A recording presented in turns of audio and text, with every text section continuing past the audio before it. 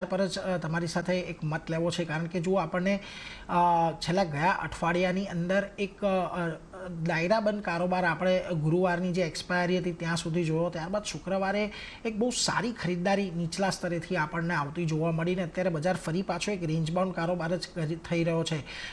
ખાસ કરીને હવે અહીંયાથી બજારની અંદર રેન્જ બાઉન્ડ કારોબાર તો છે, પરંતુ વોલેટિલિટી અત્યારે આપણને વધતી દેખાઈ રહી છે.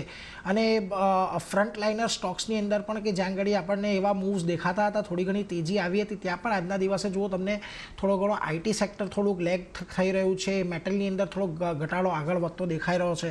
ઓવરઓલ કઈ રીતે બજારના સેટઅપને અત્યારે હવે તમે સમજી રહ્યા છો? Good afternoon Neeraj. વેલ, મારું એવું માનવું છે કે માર્કેટની અંદર જે વોલેટિલિટી છે એ એક રીતે જરૂરી પણ છે, કારણ કે આ માર્કેટની અંદર શેકઆઉટ થઈ રહ્યું છે. જે કંપનીઓની અંદર વેલ્યુએશન્સ પ્રીમિયમ લેવલ પર પહોંચ્યા છે ત્યાં આગળ એક પ્રોફિટ બુકિંગ પણ જોઈ રહ્યા છે. જે કંપનીઓની અંદર માર્કેટ આઈપીઓ તરીકે એટલે કંપનીઓને માર્કેટમાં લિસ્ટેડ કરી રહ્યું છે એ કંપનીમાં બાઇંગ ઇન્ટરેસ્ટ પણ આપણે જોઈ રહ્યા છે.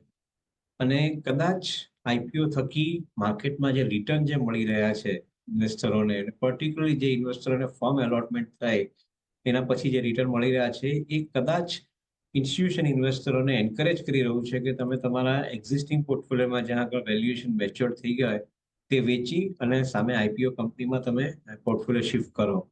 અને એ પરિસ્થિતિ અથવા એ પ્રક્રિયા આપણે અત્યારની તારીખમાં ઓબ્ઝર્વ કરી રહ્યા છે.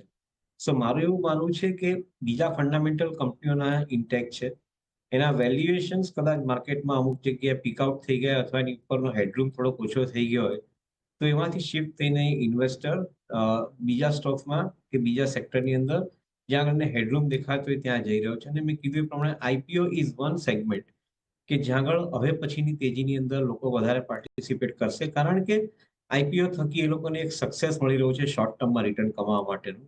અને ઇન્સ્ટિટ્યુશન ઇન્વેસ્ટર્સ ઇન પર્ટિક્યુલર કે 6 મહિનામાં કંપની લિસ્ટેડ થાય ત્યાં સુધીમાં એ લોકોને જે રિટર્ન મળે છે that return I think is not earned from the listed market. So એ લોકો કામ કરી રહ્યા છે. એ આપણા આઈપીઓ માર્કેટની થોડી ઘણી ક્ષતિઓને કારણે આ એડવાન્ટેજ ભોગવી રહ્યા છે. પણ એ પોઈન્ટને બાજુ પર રાખીએ તો એક આ કારણસર તમને આઈટી અને બીજા સેક્ટરમાં અત્યારે પ્રેશર દેખાઈ રહ્યું છે અને એને કારણે આઈ થિંક પૈસા છૂટા કરીને આઈપીઓ તરફ જઈ રહ્યા છે એવું મારું માનવું છે.